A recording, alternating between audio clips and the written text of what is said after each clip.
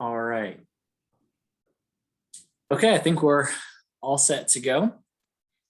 Good afternoon, everyone, and welcome to the fall meeting of the Human Services Advocacy Network, or HSAN for short. This HSAN is a very important event. We have titled this HSAN Understanding the Process and Issues of the Cuyahoga County Budget. This is a very important conversation because the budget is about $1.5 billion, and it is an important conversation every 2 years anyway, but especially because we find ourselves talking about a budget in the middle of a global pandemic and amid a flurry of public policy decisions that have been made at the federal, state, and local level. Today, we're going to have a very special conversation with elected and appointed officials in Cuyahoga County government, moderated by our President and Executive Director, John Corlett. We're pleased to welcome County Councilwoman Yvonne Conwell, County Councilman Dale Miller, the Director of Health and Human Services, David Merriman, and the Director of the Office of Budget Management, Walter Parfejewiec. I'm going to provide a brief overview of our agenda today, and then a brief overview of the budget process, and then I'll turn it over to John. The event is being recorded and will be available on the Community Solutions website. If you'd like to tweet about the event, you can use hashtag HSAN, H-S-A-N. If you have a question, feel free to put it in the chat box or in the Q&A box as well. With that, let's begin. I gotta advance the slide. Here we go. As I said, this is an overview, and these are our esteemed guests. Dale Miller is the chair of the Finance Committee for County Council. Councilman Conwell is the chair of the Health, Human Service, and Aging. All right, let's briefly touch on the county budget process. At the Center for Community Solutions, we will be providing a preview of the county budget, just looking at what are the factors that have gone into the county budget. So we'll be releasing a blog post on how that hearing went. Was it yesterday? It seems like all the days are blurring together. Yesterday on some of the circumstances surrounding the budget. And then we'll also talk about issues around health and human services, as well as some of the testimonies that we provided by the health and service agencies during the county budget process. And at the very end, we will provide a review of how the county budget process went and how it compares to previous iterations of the county budget.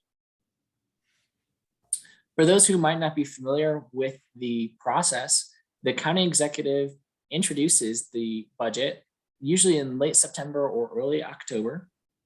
The budget is then introduced to county council and referred to the finance committee, chaired by Councilman Miller.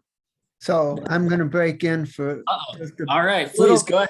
Little correction that it's referred to the committee of the whole. And as the chairman of the finance committee, I lead the committee of the whole, but all the council members participate in the budget process and not just the members of the finance committee. That is my mistake, and I really appreciate you helping to clarify that, because that's so important that all members of county council are engaged in this process. So I'll be sure to edit the slide in future presentations. But yes, absolutely, it goes to the committee on the whole, and it's chaired by Councilman Miller. So thank you so much for that. Then we also have testimony that is provided by the agency administrators, and then the budget gets considered by council, and there are amendments that get introduced and discussed and deliberated. And then once passed, it goes back to the county executive for his review, consideration, and then a budget memo in December. If you have any questions about the budget process, you can go to communitysolutions.com.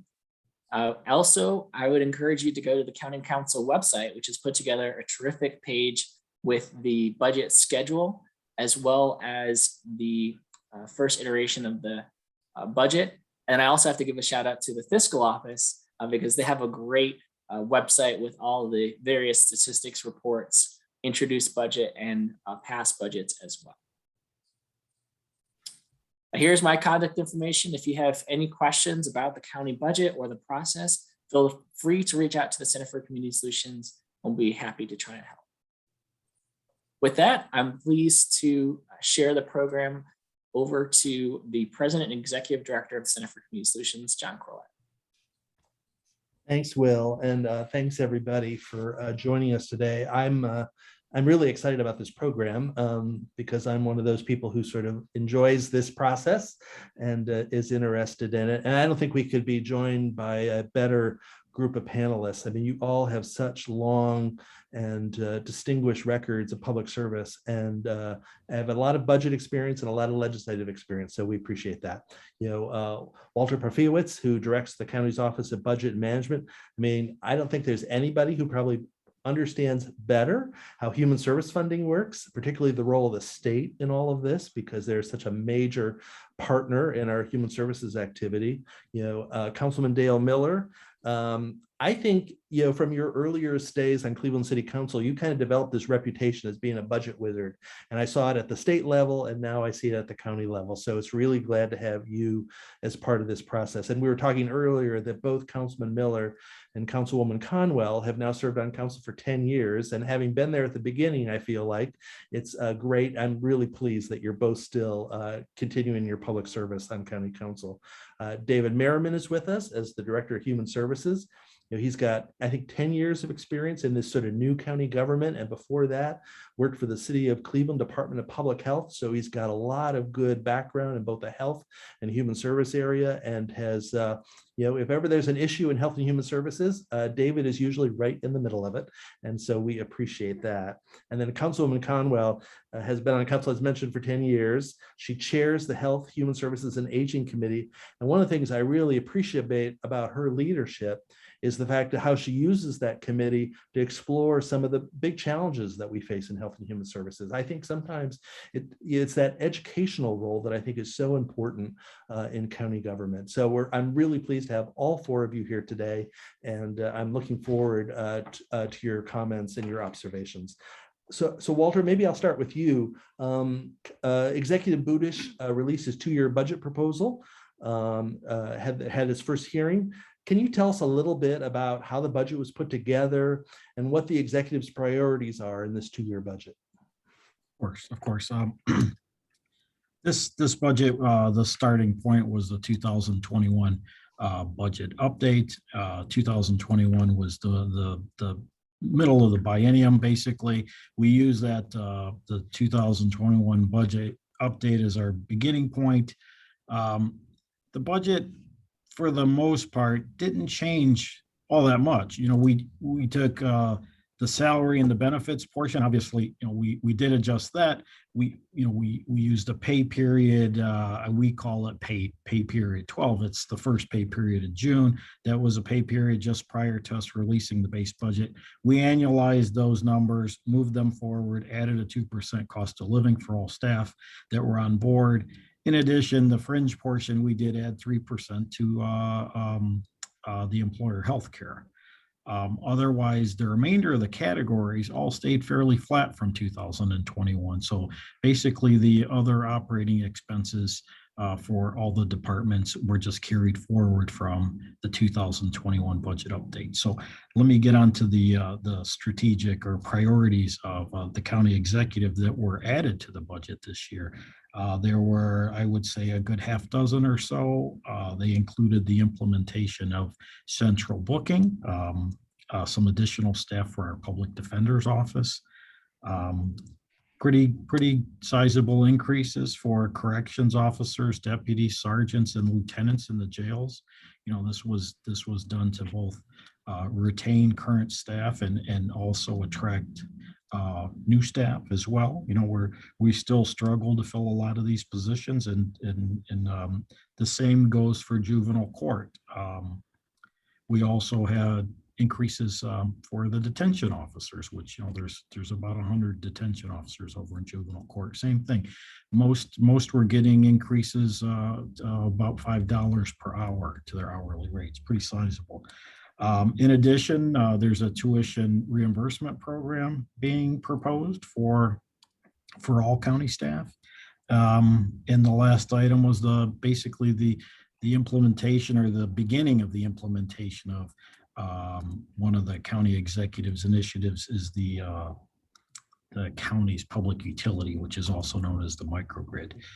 The budget for 2022-23 as recommended was balanced, and the ending numbers, result in a small surplus each year.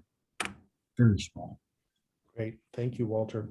I have to say one thing I get asked about everywhere I go is, what is the city? What is the county? What is the state going to do with their American Rescue Plan Act dollars? It's sort of a familiar refrain, and everybody I'm sure has a long list of what they think you should do. But this budget doesn't include any funding from ARPA, and I wondered, what your thought process was around that. Are you thinking that'll be a separate process, or do you think it might get folded in later? What's your sort of view about how we should approach ARPA from a county perspective? Well, similar to CARES Act funds, these are federal dollars, and the rules require that they're segregated. So, we received our first allotment, or our first payment is about $120 million earlier this year. And we, just as we did with CARES, we deposited these funds into a separate account where they'll both be budgeted and will also be expended from. So we're not going to put ARPA money, or similar to CARES, we didn't put any of this money in anyone's budget. We left it in a separate fund, and we charged expenses, because typically these are really one-time dollars. They're not funds that we can rely on in the future. ARPA, while the rules state that they're a little more flexible than CARES, I see them as the complete opposite. I think that the rules make them a little bit more rigid. But at the same time, the feds are allowing us to use these for the next 4 years. So, I think we're taking the right approach. The county executive is working with council, developing, I believe, a plan going forward. They're good for 4 years. There's no real urgency to spend, but there is a need out in the community for ARPA funding. People with COVID still suffering, but very specific purposes that these dollars have to be used for. Again, we considered these funds to be one time, and the rules are very specific as to what they can be used for. And hopefully we'll be planful over the next 4 years and spend them accordingly. Thanks, Walter. Yeah, I wrote an op-ed for the Plain Dealer earlier this summer where I encouraged people to speed up the planning and slow down the spending. I think it does. It is worth taking a little bit of time to kind of figure out what you want to do and how you want to think about it. Councilman Miller, you chair the council's, as I mentioned, Finance and Budget Committee. So maybe give us some of your observations. What are your goals in terms of this budget? And particularly if you have any sort of observations about the human services portion of the budget. So first of all, I would just observe that people are hurting in a lot of ways, and I don't think we understand all of the impacts of COVID-19. And I would just throw out two things that I've heard in the last couple of days. One from the Rape Crisis Center, that reports of early childhood sexual abuse have gone up by 60% in the last year. And the second one, that a national poll indicated that 30% of families with incomes of $50,000 or less had their entire life savings wiped out by the pandemic. So there's just a lot of things that need to be responded to, and a lot of it falls on human services, and the human services budget from the levy and some state intergovernmental revenue is about $275 million a year. We're projected to end the year with reserves of about 30 million. And the reserves are very important because of the fact that that levy income is fixed because of House Bill 920. Even if tax valuations go up like they did, the levy doesn't get more money, but the costs continue to go up. And so we have to plan very carefully over we want to get at least through the current 8-year levy cycle without having to ask for a tax increase, and longer if possible. So so that long-term strategic planning is very important to me. You mentioned about the ARPA funding. General consensus is that we're going to finish the budget process first in early December, and then we're going to focus more heavily on the ARPA funding. And I think we're going to spend that money on a variety of things. But one thing I'm particularly working on is that we should spend at least some of it to help save the planet from climate change. We all have to do our part. And I think there's clean energy and climate mitigation things that would fall within the allowable expenditures, and that we should find ways to do some of that. So I'll end with that for now. Councilman Miller, can you talk a little bit about the process that council follows in terms of this budget, in terms of hearings? Are there points at which the public can be involved in this process or present information to the committee, and how does that work? Yes, well, at every committee meeting, at the beginning of the meeting, we have public comment, and anyone who comes in can speak for 3 minutes about anything they want. Hopefully at the budget hearings, it'll be primarily about budget stuff. And in terms of Health and Human Services departments, we heard Senior and Adult Services at yesterday's meeting. And the next hearing is going to be on Monday, this coming Monday, the 18th at 1 o'clock. And at that time, we're going to hear the HHS departmental overview, Children and Family Services, Job and Family Services, and Office of Child Support. And then on Thursday, the following Thursday, the 21st, we're going to hear the Adams Board Homeless Services, Early Childhood, Family and Children First Council, and Reentry. And then on Thursday, November 14th, or November 4th, rather. On Thursday, November 4th, we'll hear from Metro Health. And we expect sometime around Monday, November 22nd, that the committee of the whole will come together and agree on a set of amendments and pass a preliminary version of the budget and send it to the full council. And then it'll be heard by the full council on Tuesday, November 23rd, and on Tuesday, December 7th for final passage. So that's kind of what the schedule is. There are some other hearing dates where we will be hearing non-HHS departments, but those are the key dates for the Health and Human Services.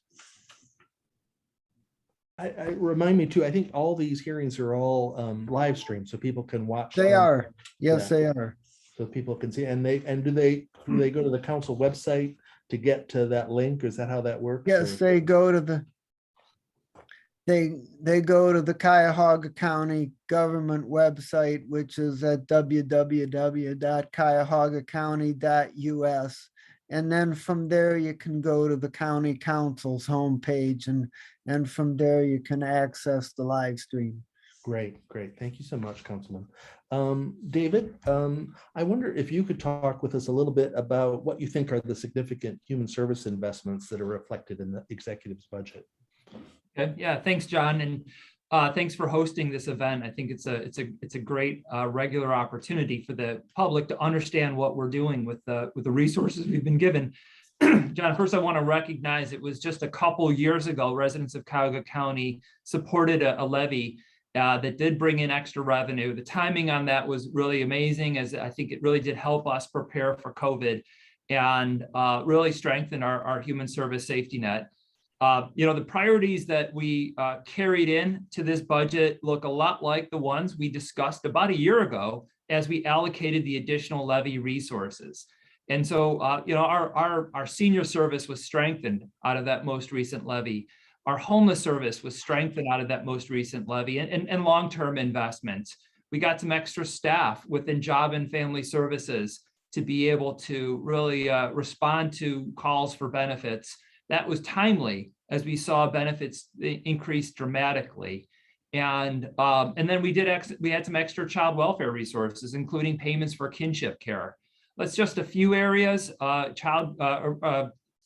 childhood education and some youth development stuff were also included. So I just would say that the budget we're debating and we'll be presenting on Monday and next Thursday, as well as yesterday, looks a lot like the past budget for us.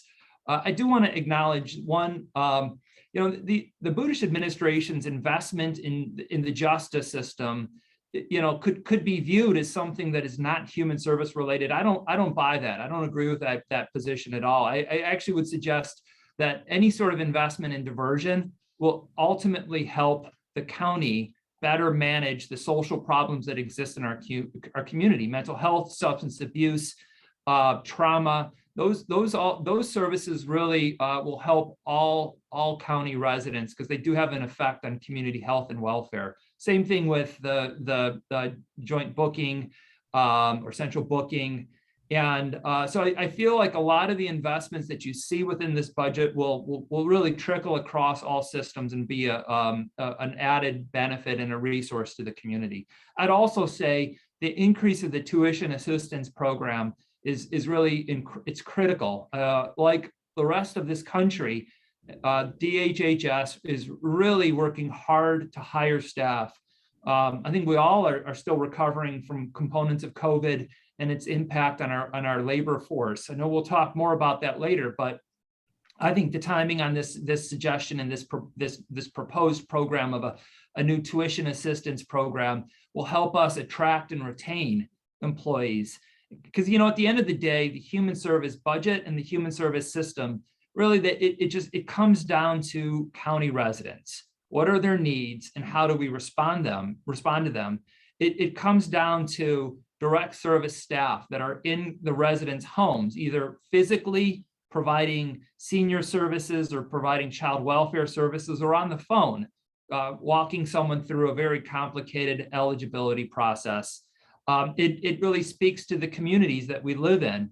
Every community is affected by human service problems, and the budget that we're reviewing today will have an impact on every single community in Cuyahoga County. I would argue every single street in Cuyahoga County.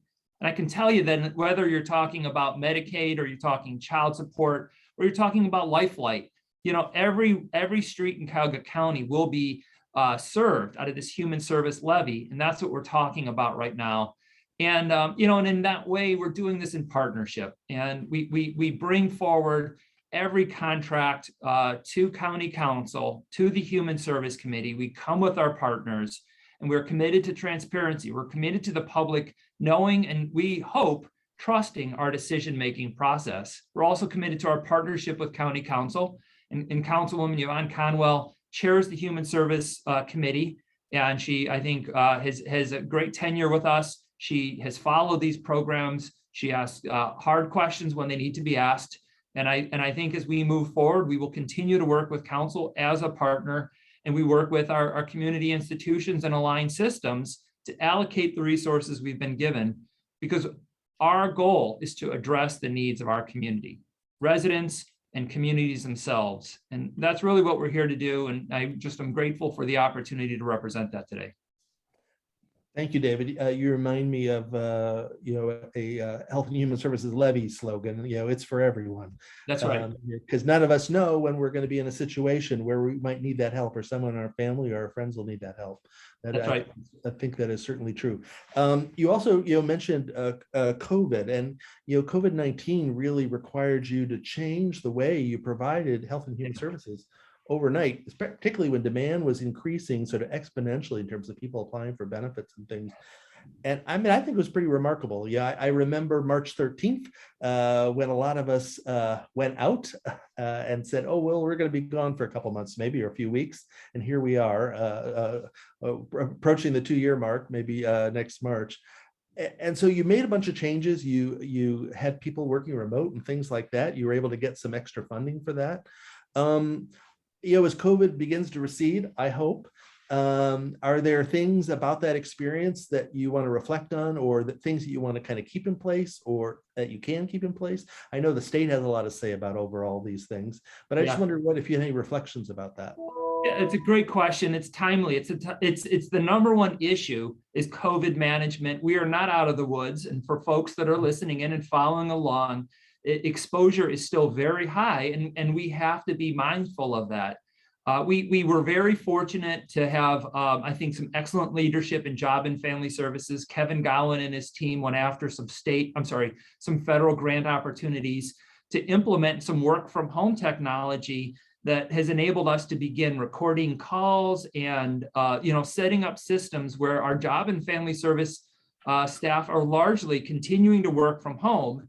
And in that way, we didn't miss a beat. In fact, John, we have increased and improved our performance during the pandemic, despite having 20 to 30,000 additional cases come to us. And there being cycles where we'd get a big increase and then we'd get a drop off as unemployment benefits were made available. But as they dried up, we'd get another increase and then they would come back. And our JFS team has done an amazing job. Our backlog for Medicaid is extremely low. Our timeliness, basically the time it takes to complete a SNAP application, 95% have to be done within 30 days, and we're generally at 94, 95%. Now, we do know there are times that we have long wait lines on our call center. We acknowledge that. We give people an opportunity to do a virtual hold. Unfortunately, some people want to sit it out. And to talk about COVID, and if we had not made the investments in these systems, people would be sitting in our lobbies for hours. Could you imagine how risky that would be if these waves of residents coming forward for benefits were required to sit in a large lobby shoulder to shoulder with other residents? That would not have been safe for them or our staff. So I think this modernization and this investment has really helped. One other just quick example that I just want to point to, our homeless service system has done really, I think, a heroic job at managing COVID in the most risky environment, because it's a congregate living system. And we have had Metro Health in testing regularly, and we've had really like around a 5% positivity rate for COVID testing, which I just think is exceptional. It's lower than much of the nation, and it's lower than most other homeless systems.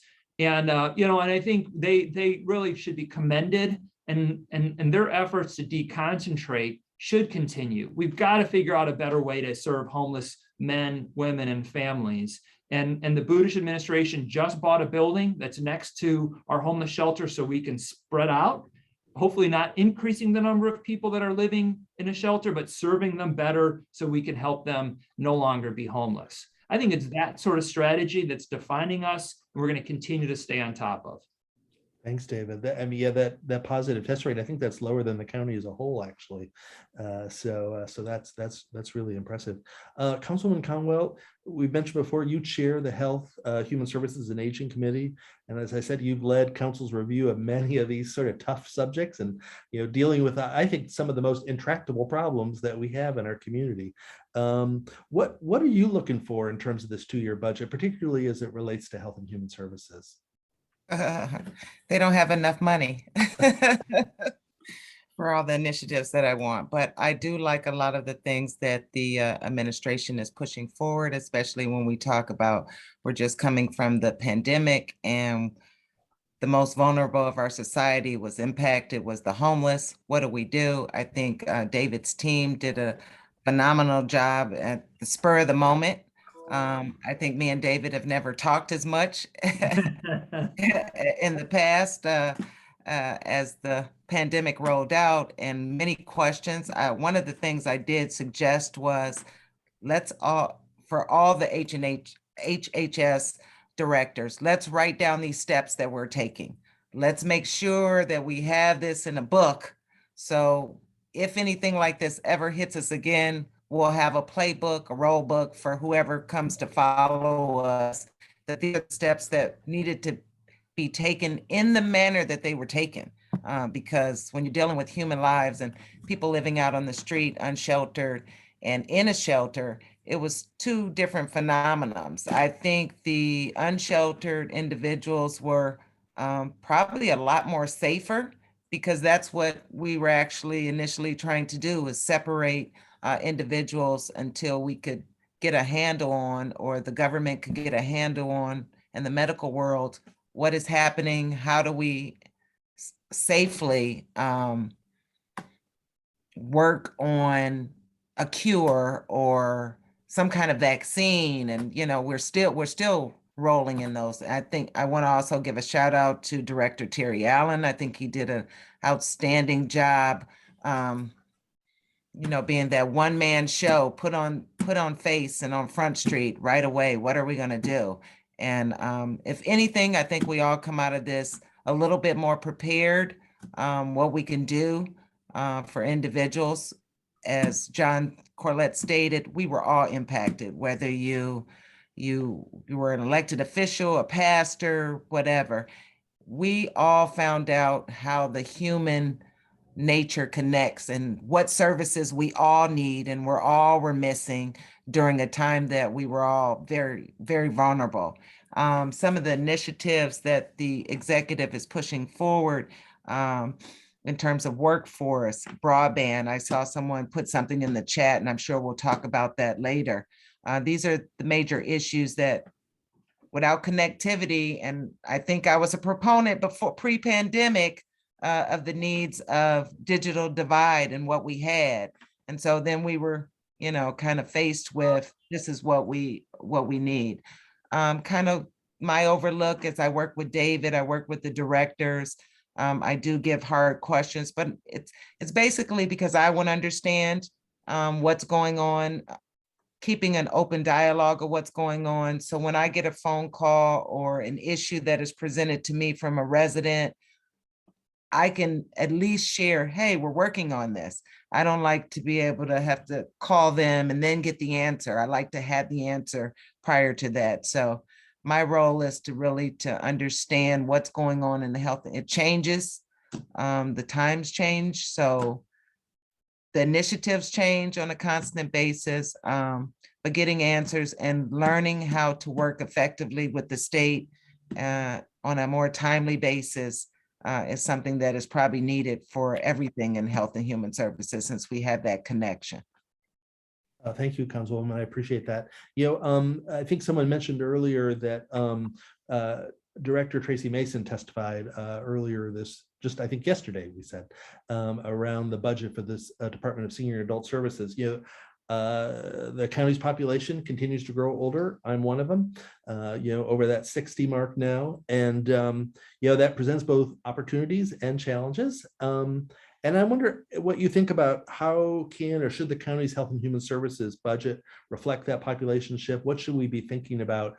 And I'm hoping, since the director just testified, that this is all sort of fresh in people's minds. So, well, as it's been stated prior to, when we first started, Tracy was the director, and then we did some changes, but we're back to Tracy.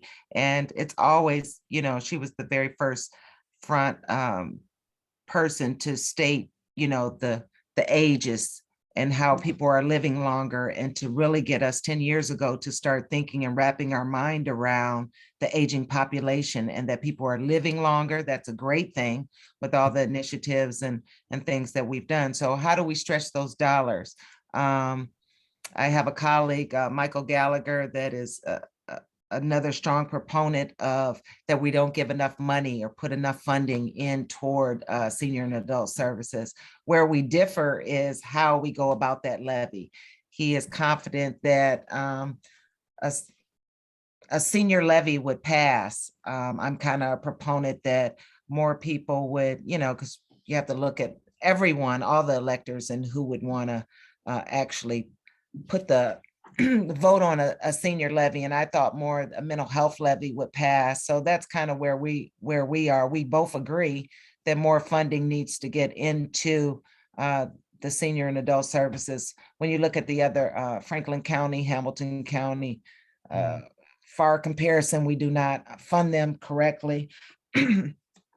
or I'm not going to say not correctly, we do fund them, but there's a lot more services that need to be done. In terms of housing, one of my initiatives is housing. So as our population, we know from statistics that they save money not going to a nursing home, and that it's cheaper for them to stay in their home. It's better for them all the way around.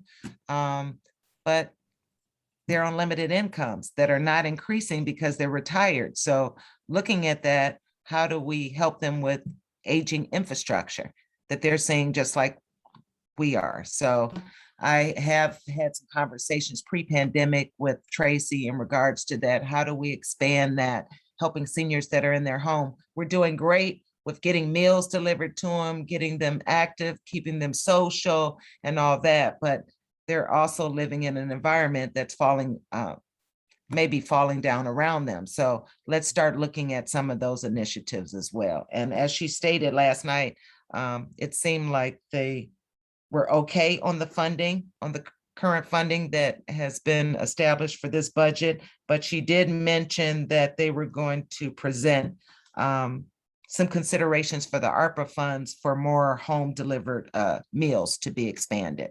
So I would add that we have in the last couple of years significantly expanded both the options program and the number of senior centers that we're supporting. So that's a movement in the right direction.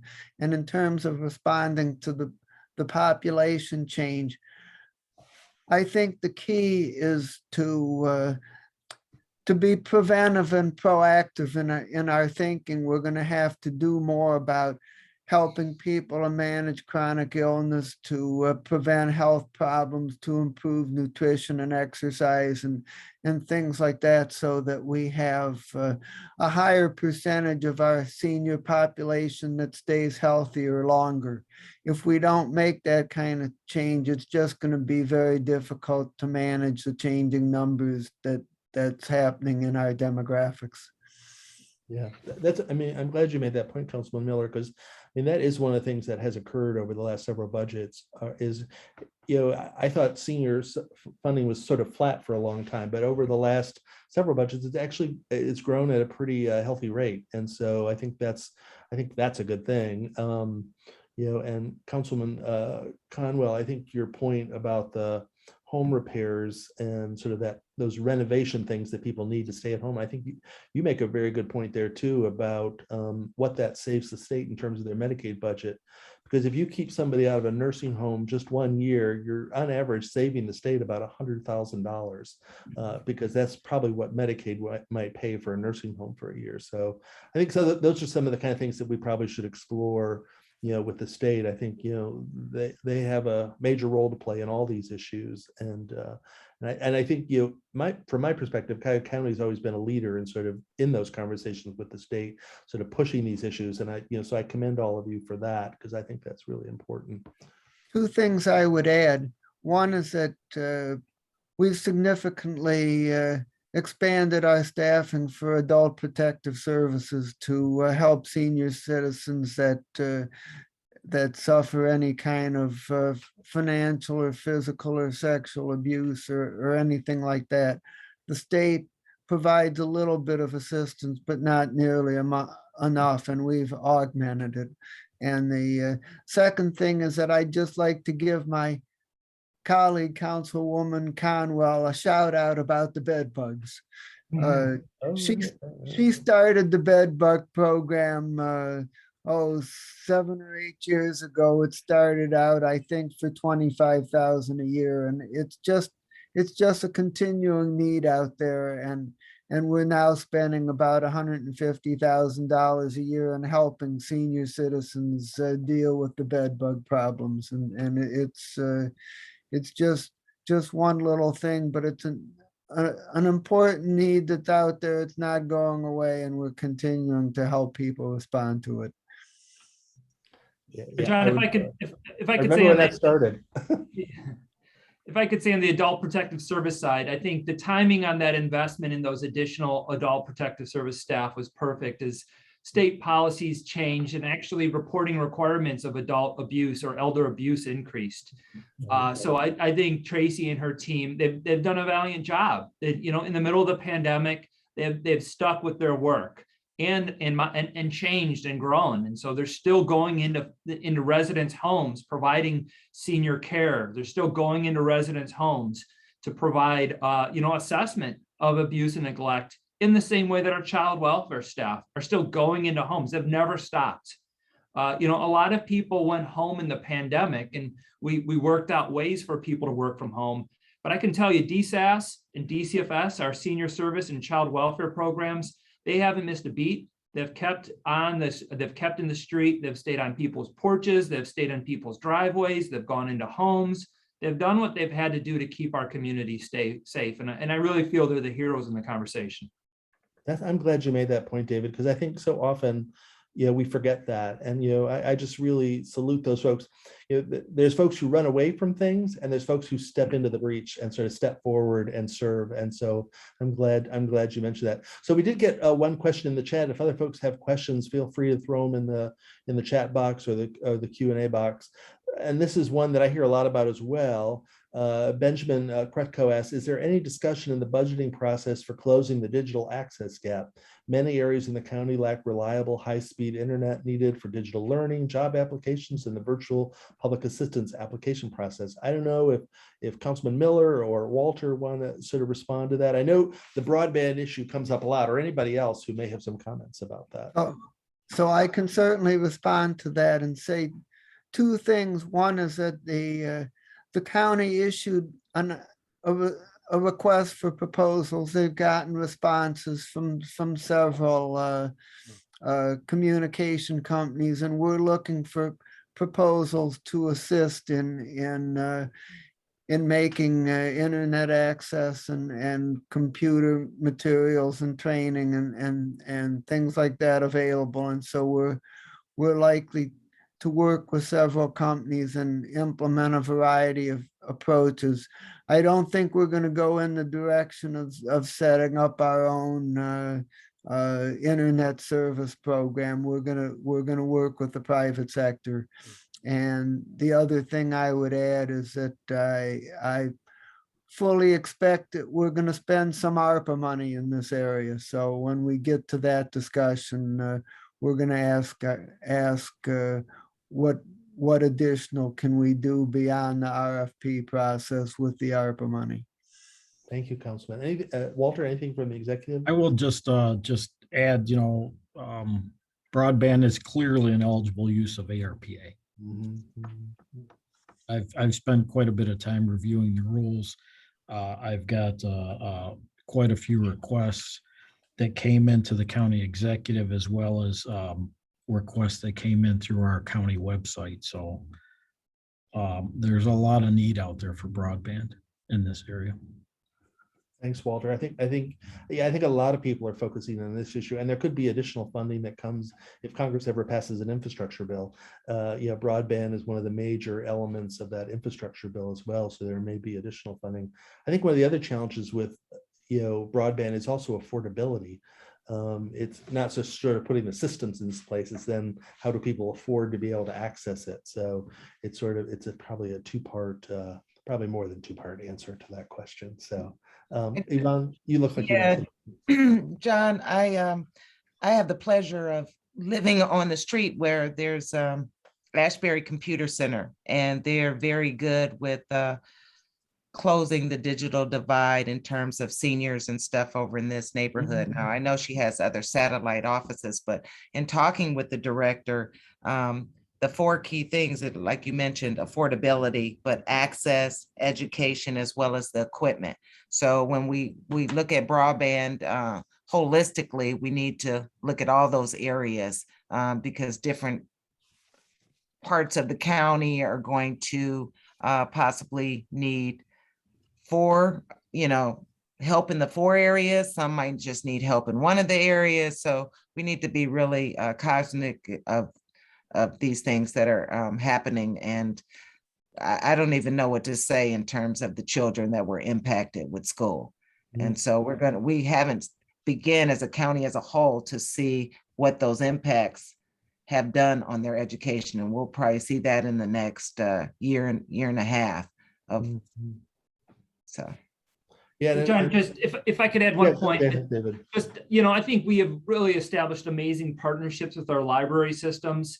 And, even if we had broadband tomorrow, there would still be a lot of people that wouldn't know how to use it. And anyone listening in, watching it, I just strongly encourage, reach out to your local library. A lot of them hand out hotspots. They provide internet access, but more importantly, they have staff on site, and they have classes to help people learn how to use computers. Because like having Medicaid reform, if you have it, but you don't know how to use it, then you're not really meeting everyone's needs. And I just strongly encourage folks to, give a call to the library or call 211, because I know we have some amazing partners in our community as well. Yeah, and I think we're way ahead. We just need this final piece. We need this infrastructure. Thank you, David. I'm glad you mentioned that. As somebody who has two board members, one who works for the Cleveland Public Library and one who works for the Cuyahoga County Public Library, I appreciate that plug for libraries, because they are the center of everything, I think, in our communities. And so we're fortunate to have the best ones in the country here in Cuyahoga County and the city of Cleveland. So thank you for that, David. I don't know that I've got any more questions for folks today. Is there anything else that I haven't asked about that you want to add before we break this off? But just on the point that David made in terms of libraries and how great they are, I'm a proponent of going and visiting a lot of them. But this infrastructure for the digital divide is very important, because for all the people that didn't have access or affordability to have it in their own homes, the libraries were impacted as well with COVID-19. So they were shut down. So that access was cut off for those that were utilizing that system. So I'm really thankful that the administration is looking at broadband with the use of Arpa funds. So we can, if we're ever in this kind of situation again, that we won't have that. And just on a normal basis, we're all moving toward technology. So, it just made us do it a lot sooner, but I am very thankful. Positive things did come from COVID-19. Me and David talk about that all the time. Not everything bad happened, but we did get some good things from it. That's a very good point. Agree. I would just like to add two areas that I think are very important from a strategic perspective. And the first is that anything that we can do to get out in front of the problems and help people to become more resilient and more capable, and particularly along that line is the early childhood education program, where we're providing something like 4,600 high quality slots to, and particularly in areas that have been economically disadvantaged in the past. And so that's going to make a huge difference down the line in our becoming a more socially and economically successful community. And the second is that anything that we can do to create a community that's more diverse, where the effects of racism and other discrimination is dealt with, and that we become more of one community. And along that line, I would point out that we have the Closing the Achievement Gap program, which our council president, Pernell Jones, particularly has led that effort. And it pulls in typically ninth grade students who have had problems, usually a little bit of mix of academic and behavioral problems. And it provides a mix of academic, cultural enrichment, social supports, and community activities to help them stay in school and get on the right track, complete their high school education, and go to college. And it just makes a lifetime of difference in these youth. So those are two very important areas for me. I'm glad you mentioned that, Councilman Miller, because yeah, I think you're right. Cuyahoga County has really been kind of a leader in the whole early childhood space. And I remember when Councilman Purnell Jones, or Council President Purnell Jones, started that, you really pushed that after that assistance to students to kind of make sure they can make it through school and get that extra help. One of the last question that came in was really around mental health. We haven't really talked about that today. They say the loss of people, the loss of life that we've suffered, the grief that people that are associated with that, the stress we hear about students and young people have faced during this pandemic. You hear a lot from parents, who were sort of juggling so much over the last year and a half in terms of their jobs and their kids and all that. And I had friends who would have their kids would be on 3 different iPads, with 3 different lesson plans, from school and stuff like that. So it created a lot of stress for people. I'm just wondering, we haven't talked at all about mental health in terms of this budget. Any sort of observations about that? I mean, if I could say there is, it's a great question. I think this is absolutely one of the, the results of COVID is it shined a light on some very serious issues that affect all communities. And what I think we can say is, the isolation that people are living with COVID, the inability to get to a community group, the inability to get to a library, or the lack of comfort with getting to a library. And that goes for folks that work there, and that also goes for folks that visit there, is something that really then forces people to live with these concerns, these issues alone. And that's hard. That's a hard thing to do. So we are extremely concerned about the impact that is on certainly children. We're working very closely with Scott Osicki, Kelly Petty, the Juvenile Court, and the Educational Service Center to begin to ask questions. What's changing in our system as it relates to how services are used, and what do we have to do together? Because we have limited resources, and we have to start to have more interoperability and a sense of commitment that the systems have to work together to leverage our resources and provide more coverage. I think the same can be said for senior services. I also just have to acknowledge that there seems to be some very concerning trends around suicide. And as a community, I think there are some new resources coming to us from the state of Ohio we'll be talking about soon. I think the timing on that is great. And just the last thing, I don't think we can hang up from an opportunity like this without acknowledging, the COVID vaccine should help our residents that, start to be able to connect again.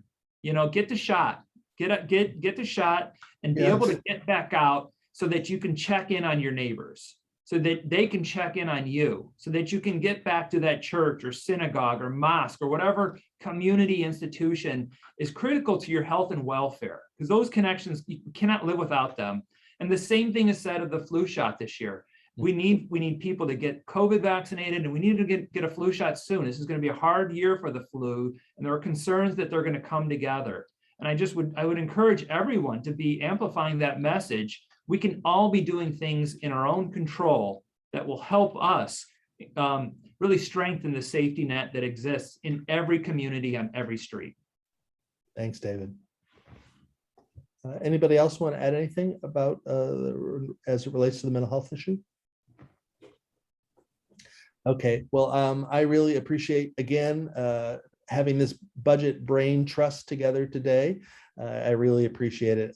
We really value your public service and your commitment on these issues, and look forward to following along with you as the budget makes its way through its process. And I actually have to say too, I appreciate how transparent the process is. That isn't always the case, and I think you all are to be commended for making it so easy for the public to kind of follow along and to participate as they choose. So thank you for that. Thank you for everybody who tuned in today. The recording of this webinar will be available on our website on Monday, and look forward to. I hope everybody has a good weekend. So thank you so much. Thanks, John. Thank you very much. Thank you. Thank you.